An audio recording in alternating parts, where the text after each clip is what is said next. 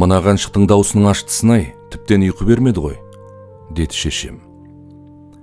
Ал әкемнің оянып кеткенін тамағын кенеп ағаш төсекті шықырлатқанда бірақ білдім. Барлығымыздың ұйқымызды бұзған 3 жастағы жиен қарындасым еді. Ақлима жылауын тоқтатпағасын шешем орнынан тұрып, әпкем жатқан бөлмеге барды. Оның ағаларына еріп, тоған суына шомылып жүргенін көрген едім. Содан суық тигізіп алса керекті. Шешем өзіме талай қолданған ем-домды Ақлимаға жасағанын сезіп білдім. Ол ыстық сүт ішкізіп, аяқ қолды, арқа мен кеудені қойдың құйрық майымен сылау. Ем жасалып біткесін жарты сағаттан кейін барып біздің үйде тыныштық қайта орнағандай болды. Барлығы да қалың ұйқыға кетті. Мен ұйықтай алмадым. Малды көріп әрі байлаудағы ақтабанды босатпақ болып тысқа шықтым. Жаздың соңғы күндері болатын, дала салқын екен. Қора жаққа қарай жүрдім. Қойлар жатқан қашарға жақындағанда қызыл шоқты көзім шалды. Оның шылым шеге бастағанын үйге келген күннен ақ байқағам. Алғашында бұл қылғына жыным келді. Пәленбайдың қызы қала барып шылым шегіп бұзылып кетіпті деген әңгімелерді ауыл әйелдерінен талай естігенім бар. Кейіннен кешіріммен қарай бастадым. Әйтеуір көрші қолаң басқалар біліп қоймаса екен деп тілеймін. Әпкемнің түтіндетіп отырғанын бұл жолда көрсем де көрмегендей болып үйге кіріп кеттім. Көзім ілінер емес. Әпкемнің қазіргі күйіне жаным ашып кетті. Бәтимаш екеуміздің арамыз бар жоғы 4-ақ жас. Азан шақырылып қойған аты Бейбәтима. Шешемнің айтуынша, осы Бәтимашты босанарда толғаға ауыр болыпты. Толғақ 2 күн 2 түн қысқан екен. Уа Бейбәтима пірім деп сыйынып, Аллаға жалбарынып әрең босанғанмын деп айтып отырғанын талай естігем. Содан 5-ші құрсағына Мұхаммед пайғамбарымыздың қызының есімін беріпті. Алайда әжем марқұм балаға бұл нұспа ауыр болады-ау деп, туу туралы куәлікке Бәтимаш деп жаздырған екен. Ес білген күнімнен маған қамқор болған осы әпкем. Алғаш мектеп табалдырған аттарда үйдегі үлкендердің бірі де бармады. Бәтимашқа жетектетіп жібергенді. Атанам 11-ші сыныпқа дейін мен үшін мектепке барған емес. Тек аттестаталарда болатын бешірге келіп, думандатып кеткендері болмаса. Бәтимаш сабақтан келгенімде тамағымды беретін, үй тапсырмасында жаттатады. Костюм шалбарымды жуу, үтіктеу де соның мойнында. Бұның барлығын ол ешкімнің нұсқауынсыз, өзінің бар ықылас-ынтасымен жасаушы еді. Әлі есімде, мені ұқыпты болуға да үйрететін. Қарашжан, ана тілі пәні аяқталғанда қоңырауды ести сала, тысқа қарай өзгелер керіп жүгіріп кетуші болма. Келесі сабақ қандай пән? Мысалы, математика болса, математика кітабы мен дәптерін партаңа шығарып, және қарындаш қаламсабыңды да дайындап қой. Сосын барып, үзіліс қызығын көр. Сонда келесі сабақ басталғанда сөмкеңді ақтарып жатпайсың дейтін. Сол кезде әңгімеге тете әпкем күләш араласатын. Қараш, қаламсабың мен қарындашын қалтаңа салып шық, ұрлап алуы мүмкін деп. Олай деме күләш, адам бойынан жаман қылық іздеуге болмайды. Оқушылар тәрбиелі болады, ешкімнің затын рұқсатсыз алмайды. Қарашжанның сыныбында ондай оқушылар жоқ деп, сіңілісінің күдігін сейілтіп тастаушы еді. Әпкем үй жұмысына өте пысық болатын. Сабағда кілең-бес тұғын.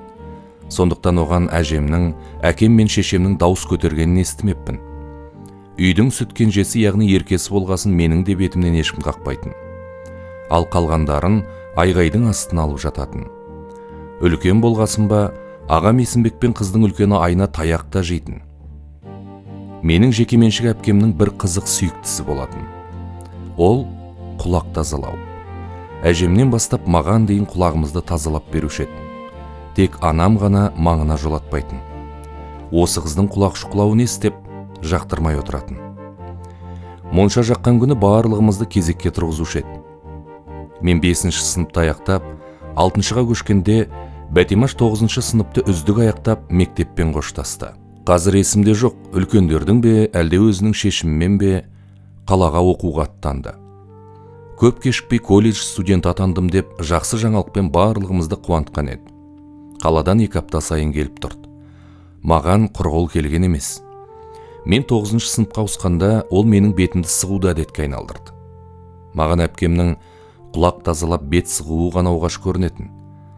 Қалған барлық жасаған ісіне сүйсіне қарайтынмын. Мектепті бітірген жылы ол колледжін қызыл дипломға аяқтады. Ауылда көп аялдамай Талдықорған асып Алматыға кетті.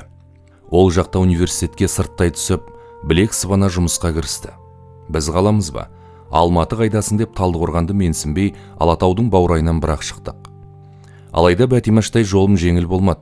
Оқуға түсе алмай, медеуді көргеніме риза болып ауылға қайттым. Біздің сыныпта 15 бала оқыған. Барлығы да колледж, университет студенттері атанып, ауылда алшаң басып жүр екен. Араларында өз күшімен оқуға түскендері де бар. Енді бірі ақылы бөлімге құжаттарын тапсырып келіпті. Шешем өмірінде маған алғаш рет ұрысты. Ұрысқанда Алматыдан келген күні, «Әй ойының осылғыр, оқы дегенде оқымай қыста шаңғы, жазда доп деп дала безер болып ең» деп бастаған еді. Бірақ әжем жарықтық, «Қақабайға сөйлеме» деп арашалап алды. Әкем үндемеді. Қойдың соңына салды да жіберді. Тамыз айы аяқталарда мені қойдан әкемнің өзі құтқарды. Өмір бақи мал дәрігері болған әкем, «Балам, малдың жаманын ЛСП-ға, баланың жаманын СПТУ-ға деген. Бір жылың құр кетпесін. Талдықорғандағы кәсіби техникалық мектепке барып, ертең құжатыңды өткіземіз» деді. Бір жылдың ішінде фермер арендатордың дипломын, көлік жүргізу куәлігі мен тракторшының мамандығын алып шығасың. Қазір ауылда трактористер ғарышкерлердей сыйла. Ауылға келгесін трактор алып берем деп және қызықтырып қойды. Алайда тракторшы болмадым. Әкейдің мақсатын быт-шыт қылған осы Бәтимаш болатын. Талдықорғандағы бір жылдық оқуым аяқталысымен әпкем мені бірден Алматыға алып кетті. Шешемнің «Әй, мына оқуға түсіп қарық қылмас» дегені екінші жылы тағы да расталды. Ұнжырғам түсті. Маған үміт артқан, мені жанындай жақсы көретін әпкемнің алдында өзімді қатты жазықты сезіндім. Бірақ ол қабақ та шытқан жоқ. Оқудың ақшасын өз мойнына алып, құжатымды ақылы бөлімге тапсыртып, қыркүйекке дейін демалып кел деп ауылға аттандырды да жіберді. Бұның бәрін мен қалай ұмытайын? Ол кезде Бәтимаш бар жоғы 24 жаста еді. Оның жасындағы кейбір қыздар ойын күлкі қуып жүргенде ол мені оқытты. Ата-анамызға көмектесіп тұрды. Әлі есімде, анамның туған күніне «Сауып ішіп отырыңыз» деп сиыр да сыйлаған еді. «Вот это оригинальный подарок для улбайских» деп орысша оқыған Айна әпкеміз күлген болатын. Ол сиыр құтты болып, кейін үйдегілер 10 бұзауға дейін тартатын болды. Айтып айтпай не керек, Бәтимаш барлығымызға көмектесті. Бос уақыты болмайтын. Түркиядан тауар тасиды, оны сатады. Арасында тіл меңгерем деп арнайы курстарға барады. Оның сыртында көлік жүргізуде бір достарынан үйреніп жүретін. Ал қазір болса, міне бос. Таңнан кешке дейін әйтеуір 3 баласын айналдырады. Бұрынғыдай емес, үй шаруасына қол тигізгісі келмейді. Күйеуінен ажырасып келгелі бері көңілсіз. Еш нәрсеге зауқы жоқ. Барлығымыздың қабағымызға қарап тұрады. Өз үйінде өзін бөтен сезінеді. Бәлкім, ол қазір бөтен үйде жүргенде болар. Өйткені қазақ қызда жат жұрттық демеуші ме еді. Алайда шешем ішіме сыйған бала сыртыма да сыяды деп көшіріп алып келді. Бәтимаш, мүмкін мен бұл үйге сыяр мынау 3 балам сыя қояр ма деп ойлайма. Әмбе әкемнің қыздардың балаларын бұл немеремес жиен ғой деп шеттетіп отыратыны бар. Қай ана балаларының әкесі өскен қалайды дейсің? Өліп қалса бір сәр. Мама, біз неге папамызбен бірге тұрмаймыз десе, не деп жауап береді? Папаларың наркоман болып кетті деп айта алмайды ғой. Әрине, жазығы жоқ өз балаларының жанын жараламайды. Қазір әпкемді мен білетін де, білмейтін де не бір ой жегідей жеп жатыр ау. Осылайша өткен кеткенді еске алып жатып, сағат тілінің түнгі 4-ке жеткенінде байқамаппын. Қой кезекке тұру керектігім есіме түсіп, тез ұйықтауға тырыстым. Енді бар жоғы 2,5 сағаттан кейін қайтадан тұру керек. Алда тағы бір таусылмайтын жаздың ұзақ күні. Жазда күн шіркін, жердің бетін шыжғырып ұясына зорға дегенде кіреді емес пе? Біздің жақта қой қорадан 6:30-да өріске шығады. Түскі 11-ге дейін жайылады да сағат 4-ке дейін үй іздейді. Міне, осы уақыт аралығында көзді іліп алуға болады. Содан соң түнгі 9-ға дейін малды жаясың. Бүгінгі қой кезекке Бәтимаштың үлкен баласы Ернарды қасыма ертіп алған болатынмын. Маған күні бойы ермек болды. Мен қойдан шаршап, түнде ұйықтамағандықтан көзім көзіме жабысып келгенде Ернар сыр білдірген жоқ. Қой қоралап жатқанымда ол кешкі асында ішпей, атасының артынан мінгесіп өрістен келмей қалған тайыншаларды іздеуге кетіп қалды. Үйге кірсем, шешем ашулы екен. Көшкен үйдей болып жатырмыз. Мынау заттарыңды жинасаңшы. Бір жерге реттеуге болмай ма? Не болған саған, Бәтимаш? Түске дейін екі бүктетіліп жатасың. Әлде сен ғана байдан шығып жатсың ба? Елдің барлығы қазір ажырасып жатыр. Қайта сол наркоман байдан құтылғаныңа тәубе деп айт. Мама, балалардың көзінше олай айтпасаңызшы, деді. Бағанадан бері үнсіз шешемнің сөзін тыңдап тұрған Бәтимаш. Білсін, әкелерінің қандай екенін. Ақлима қыз бала, ол сені түсінеді. Ал мына екі ұл ертең әкесін іздейді. Сені жазғыратындар да солар болады. Неге біз әкесіз өстік деп. Айтпақшана Ернарың қайда? Қарашпен қой бағуға кеткен. Осы кезде мен келдім дегендей есік аузынан ас ішетін бөлмеге қарай амандасып өтіп кеттім. Мені көрген бойда шешем бірден, «Әй Бәтимаш, тыстан самауырынды алып кел, Қараштың тамағын берейін» деп бұйыра сөйлеп, дастарханын әзірлей бастады. Әпкем самауырынды алып келгенмен дастархан басына отырмай, балаларын қасына ертіп түпкі бөлмеге кетіп қалды. «Әй, барлығыңа жеке-жеке шай қайната берем бе? Бауырыңмен бірге отырып тамақ іш», деді шешем. Бәтимаш жауап қатпады. «Әй, мына қатын меңіреу болып қалған-ау шамасы», деп маған шайын құя бастады. Кешкі асты ішіп біткенше апам Бәтимаш жайлы айтты. Жалқау болып кетіпті, ешкіммен сөйлеспейді. Бәлкім анау қанпезер күйеу басын оқып тастады ма екен дейді арасында, маған сұраулы жүзбен қарап. Енді Бәтимаштың балаларын ертіп, суға түскенін айтып шамданды. Жас қыз болса бір сәрі, екі санын жалтыратып суға шомылғанын несін алған? Үйде душ бар емес пе? Мен шешемнің айтқанына бас шұлғып қана отыра бердім. Бағанадан бергі әңгімені әпкемнің естіп жатқанын ішім сезеді. Сондықтан тез-тез тамағымды ішіп алып, жатын бөлмеге кетуге асықтым. Күн артынан күн еріп, уақыт өтіп жатты. Кісігейіктеніп кеткен әпкем бұрынғы қалпына түсе бастады. Жүзінен күлкіде көретін болдық. Әр кезде қыз бала өзіне әр түрлі құрбы іздей ме, кім білсін. Әпкемнің араласатын ендігі достары да өз сынды күйеуінен ажырасқандар. Және бұрын соңды тұрмыс құрмағандар мен үйде отырып бала тауып алған келіншектер. Солармен кездеседі, солармен ым-жымдары бір. Кей күндері 3-4 бас қосып қалаға қыдыруға кетеді. Қалта телефон арқылы біреулермен хат жазысуды да шығарды. Ешкімге көрсетпей сырада ішетін болды. Бір күн әпкем қаладағы кезекті бір серуеннен келгенде шешемнің кәріне қатты ілікті. Кешкі уақыт болатын. Тайлы тұяғымыз қалмай тамақтанып отырек, Бәтимаш келді. Барлығымызбен амандасты да қосылы Ернар мен Бегнардың бетінен сүйіп, Ақлимасын бауырына басты. Анам жақтырмай қарап, «Саған бала не керек, тағы да қыдырмадың ба?» «Мама, қойыңызшы». «Не қойыңызшы?» «Бұл менің бабам бірдеңе десең қойыңызшы» деп аузымды жабады. Бәтимаш бұл жол қарсы сөйлеген жоқ. Балаларын ертіп өз бөлмесіне кетіп қалды. Шешем орында отыра алмады, түрегеліп артынан барды. Бұл жол даусы тіптен қатты әрі ашулы шықты. «Әй, сен осы сөзді неге аяғына дейін тыңдамайсың? Тіпті өзің бой жеткендей бұраңдап кеттің ғой». «Мама, ертең сөйлесейікші, басым ауырып тұр». «Басым ауырып тұр. Іш пиваңды».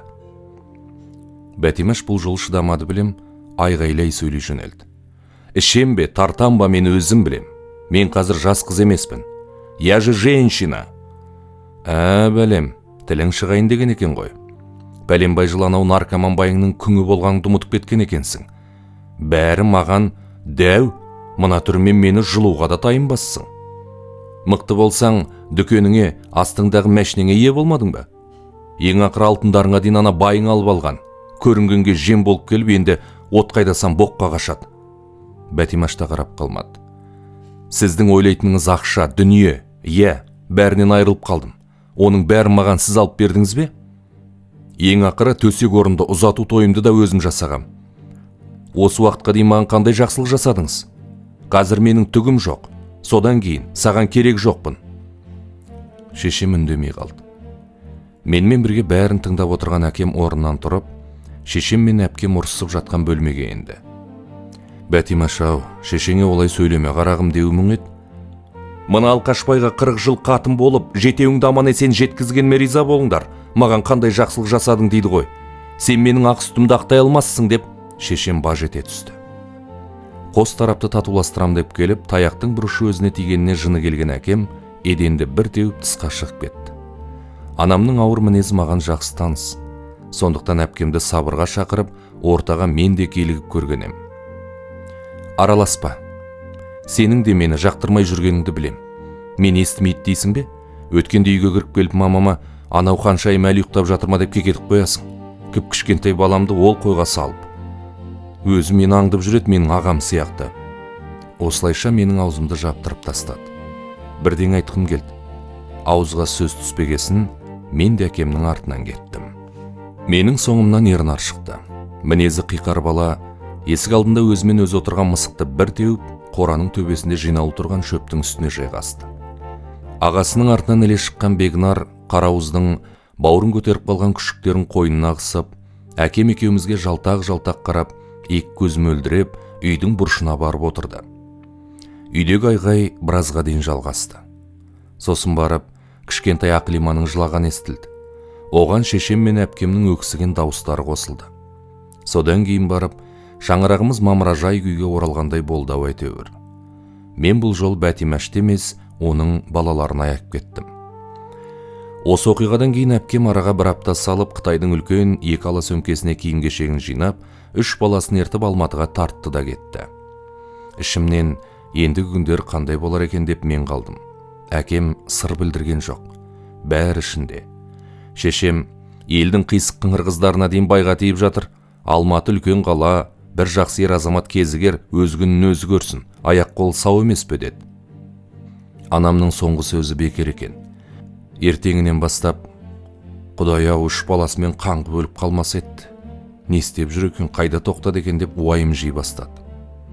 Бәтимашты үйге сыйғызбай қуып шыққан өзің, енді зарламай тыныш отыр дейді ондай кезде әкем. Балаларға үйреніп ақ қалыппыз. Тып-тыныш. Үй іші ел көшкенде құлазып қалғандай болды. Ауылдан Бәтимаш кеткелі 1 жылдан асты. Желтоқсан айының бел ортасы болатын. Әкем соғымға үлкен бір өгіз сойды. Үйдің іші сырты етке толды ғой деп шешем мәз болып жүр. Әкем екеу ақылдаса келе, мені Алматыға жіберетін болып шешті. 3 әпкеме бөлек-бөлек соғымның сыбағасы, басқа дауылдың дәмдерін арқалатып қалаға жөнелтті. Ауыл өмірінен зеріккен мен үшін бұл сапар жаңа жылдық сый болып десем де болады. Сонымен қойш, 6 сағатта студенттік шағым өткен Алатау баурайындағы Алматыма жеттім. Бірінші ат басын Жайнаның үйіне бұрдым. 40-қа келіп қалған бұл әпкем тұрмыс құрмаған.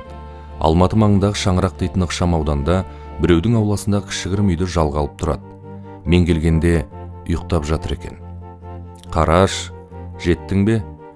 Мамам бағана звондап сен шықты деген болатын. Ауылдарыңда сотка ұстайтын болыпты ғой деп көзін әрең ашты. Иә, қазір сотка ұстайды дедім. Маған беріп жіберген пакетті анау бұрышқа қоя сал. Қарның ашса, тоңазытқышта жейтін тамақ бар. Мен тұрмай қояйыншы, суткадан келіп едім деп жастығына қайтадан жантая түсті. Жайна қаладағы ауруханалардың бірінде мейірбике болып жұмыс істейді. Ақшасы аз, жұмысы көп деп шешем айтып отыратын. Мен сәл бөгелдім де, Жайна, Айна мен Бәтимашқа да беріп жіберген заттар бар еді. Әрі курстастарымен де жолығуым керек, кете берейін дедім. Жарайды, бірақ кетерде міндетті түрде кел, мамама беріп жіберетін дәрі-дәрмек бар деп, қайта көрпесінің астына кіріп кетті. Қоғамдық көлікке отырып, ең үлкен әпкем Айнаның үйіне тарттым. Жасы 40-тан асқан Айна болса, тұрмысты кеш құрған. Балаларының алды мектепті де аяқтап үлгермеген. Кішілерінің тілі енді шығып жатыр. Барсам, қызыңқы екен. Кеше қонақ күткен бе, үйдің іші шашылып жатыр. Мені жылшыраймен жақсы қарсы алды. Жиендердің қабағы түсіңкі. Шешелерінің мына күйіне ренішті екен айтпаса да түсінікті. Беттерінен сүйдім. Айна шай бермек болып үстел бетін жинастыра бастады. Алайда онысынан еш нәрсе өнбеді. Теңселіп барып орындыққа әрең отырды. Аружан, деп еді. Аружан келді.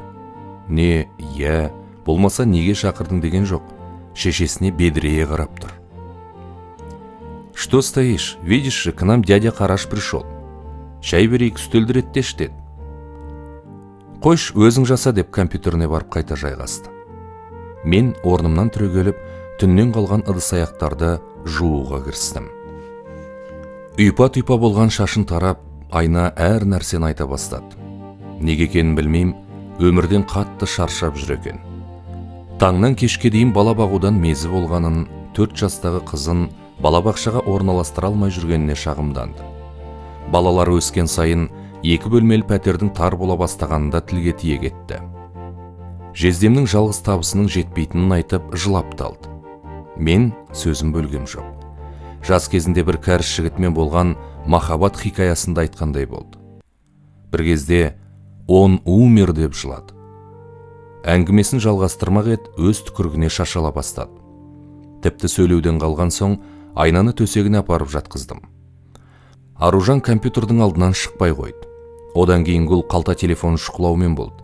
Ал кішкентай Ақнұр анасының қасына барып ұйықтап қалды.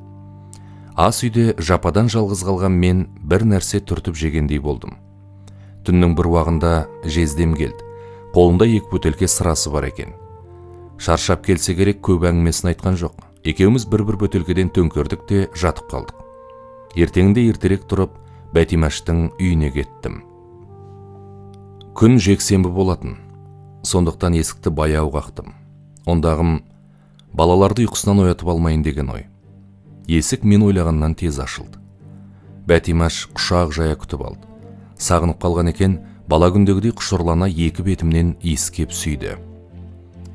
Мен де бір таң атпастан ел тұрмастан келіп, балалар оянып кететін болды ғой деймін ыңғайсызданып. Ештең етпейді, күнде келіп жатқан жоқсың. Әмбе, жексенбіде ерте тұрып алатын әдет бар емес пе, дейді әпкем. Оның сөзі рас боп шықты. Біз мысық табандап ас үй өтіп сыбырласа сөйлессек те, балалар төсектерінде көп жатпады. Жиендер де сағынып қалыпты. Арқама шығып, мойныма асылып мәз болып жүр. Ернар мен Бегнар жарысы ауылда күшіктерінің жайын сұрады. Жазда ауылға барғандарын айтады. Өжет мінезді Ернар өзінің үлкен болғандығын айтып қояр емес. Сілеусін аулауға апарасыз ба? дейді. Менің Кертауда сілеусіндер мекен дейді деген әңгімемді әлі ұмытпапты. Бәтимаш сілеусін соғып аламыз деген ұлының әңгімесіне езу тартты. Зияны жоқ өтірік болғасын, Кертауда сілеусінің жоқтығын бұл жолда жария еткен жоқпын. Улап-шулап таңғасымызды шуге кірістік. Екі ұлдың маған айтар әңгімесі әлі де таусылар емес. Ақлима үндемейді. Мінезі өскенде орнықты болатын сияқты. Сөз арасында Бегнар: «Мама, Қарашаған барлығымыз бүгін медеуге барайық, коньки тебейік. Қазір машинеміз бар ғой, автобуспен ұзақ жүрмейміз», дейді қулана қарап. «О, машина алғансыңдар ма?» дедім қуанып. «Гольф тройка ғой, арзандау бағаға таныстардан алғам». Ұлы балаға тән қызығушылықпен машиненің түсі, моторы жайлы білмегем, әпкем менен жұмыс жайын сұрады. Сәл бөгеліп барып, кезінде заң факультетін бекер таңдаппын. Ауылда заңгерге жұмыс жоғын ескермеппін ғой, дедім көмілжіп. Енді сен ол кезде ішкі істер саласына барам деп жоспарладың ғой. Иә, бірақ онда әскери билетсіз алмайды екен. Енді не істемексің? Міне алдағы оқу жылы мектепке орналасам, сөйлесіп те қойдым. Әпкем бір нәрсе айтқысы келді. Алдын орай дене шынықтыру пәнінен сабақ беретінді айтып үлгердім. Балаларға доп ойнатып жүгіртіп қойсам болды емес пе деп күлгендей болдым. Ол да езу тартып күлгендей сыңай танытып, одан ары жұмыс жайлы әңгімені қузаған жоқ. Арадағы сәл үнсіздікті бұзбақ болып, Айна мен Жайнаға барғанымды айттым. «Әй, соларды қойшы», деді тыжырынып Бәтимаш. Не боп қалды дегендей оған жалт қарадым. Бірден жауап қатпады. Сәл бөгеліп: «Тамақтарыңды ішіп болсаңдар, теледидар көріңдер», деп балаларды келесі бөлмеге жіберді де әңгімесін бастады. Осыдан 2 ай бұрын Айна өзінің курстасымен таныстырған, есімі Талғат, біздің жақтық екен. Маған жаман жігіт емес сияқты боп көрінді. Кафеде отырдық, кеш бойы құрметін аяған жоқ. Мәшинесі бар екен, Айна екеумізді шығарып салды. Содан жақын араласып кеттік. Маған отбасының бар екенін бірден айтты. Жасырған жоқ. Соны ұсынады. Қазір көп жігіттер бала-шағасының барын жасырып қырыңдайды емес пе? Содан не керек? Күнде жұмыстан кейін үйге шығарып сала бастады. Сыйлыққа келгенде де аянып қалмайды. Гүл, әтір, жүзік дегендей. Талғатпен кезіккелі өзімді әйел сезіне бастадым. Өйткені Ернарды босанғаннан кейін жездеңнен тек қана боқтық естіп, оның сатқындықтарына куә болғам. 18-дегі қыз емеспін, 3 баласы бар келіншекпін. Жасыратын не бар, кездесіп тұрдым. Алайда кейін өзімнің әкесі өсіп келе жатқан балаларым сияқты, оның да екі ұлы ертең аналарының қасында мөлиіп қалатынын ойлап, онымен арамызда қатынасты тоқтату керек деп шештім. Талғат мен үшін әйелмен ажырасуға дайын екенін айтқанда болатын. Алайна осы кезде менің сыртымнан Талғатқа мені айттырып та үлгеріпті. Сіңілім менің айтқанымды екетпей орындайды. Сен сабырлы бол. Оның көңілін барынша аулай түс деген сыңайлы әңгімелер айтады екен. Онысымен қоймай оған коньяк, шоколад алып кел деп неше түрлі тапсырыстар береді екен. Талғат құрдай жорғалап, айнаға қалың мал тасиды. Бұны естігенімде екеуіне бірдей жыным келді. Әрине, бірінші айнаға. Бұлайша адамды пайдалануға бола ма? Талғатқа да қаным қайнады. Мен тек өз қалауыммен отбасын құратын жан емеспін бе? Содан әлгі күйеу жігітті шақырып алдым да, курстасыңмен бірге құра, енді келме деп ат құйрығын кестім. Талғат бұртиып айнаға барыпты. Барып мұңын шағыпты. Қайдан келген білмеймін, оларға кеп жайна қосылған, үшеу бірге ішкен. Сонымен не керек, Мәжнүн байғұс жайнаның құшағында көз жасын құрғатқан ғой.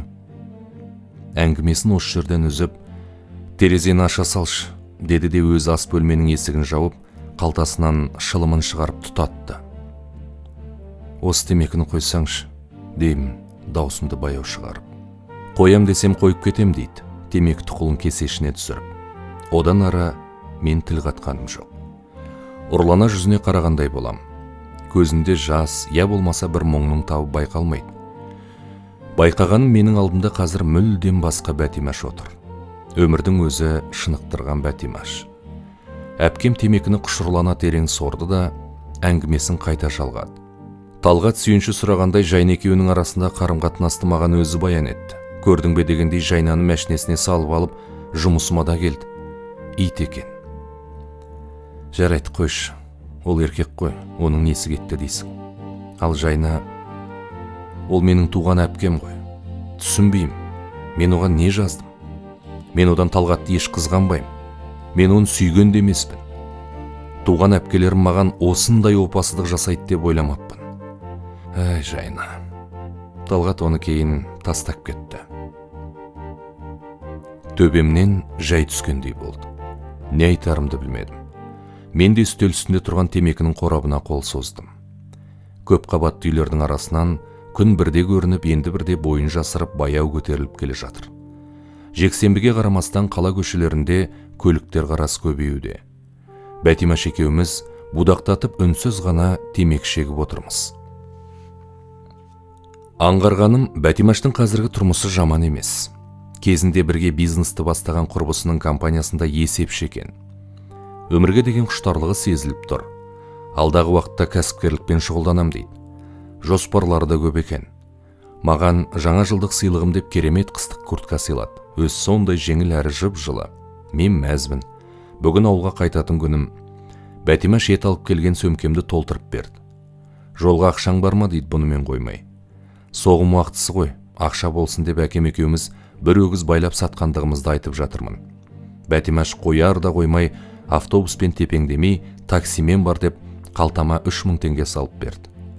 Қарсыласқандай болып бергенін алдым. Бала кезімдегідей бетімнен құшырлана иіскеп, шөлп-шөлп еткізді. Мен кезекте тұрған жиендерді шеттерінен сүйіп шықтым. Есіктен шыға бергенде «Қараш» деді. Жалт қарадым. Бетімнен қайта сүйгендей болып, «Мамама мен айтқан әңгімені айтпа» деді. Мен мақұл дегендей басымды изедім. Әрине, айтпайым ғой. Апамның жүрегін ауыртып қайтем. Автовокзал. Құжынаған адам. Жаңа жыл қарсаңында жұрт аяғы тіптен басылмайды емес пе? Мен Бәтимаш айтқан таксиге отырғам жоқ. Автобустың соңынан әрең дегенде орын таптым. Айттым ғой, алда жаңа жыл. Ауылда сыныптастар өзіміз жиналамыз, ақша артық болмайды. Автобус ырғатылып орыннан әрең қозғалды. кептелісі көп қала көшелерін әзер дегенде артқа тастап, Алматы сыртына да жеттік. Енді Сарыөзекке жетпей арқарлы асуында бір аялдап, Талдықорғанға 4-5 сағаттың ішінде жетіп барамыз ау. Ары қарай ауыл да алыс емес.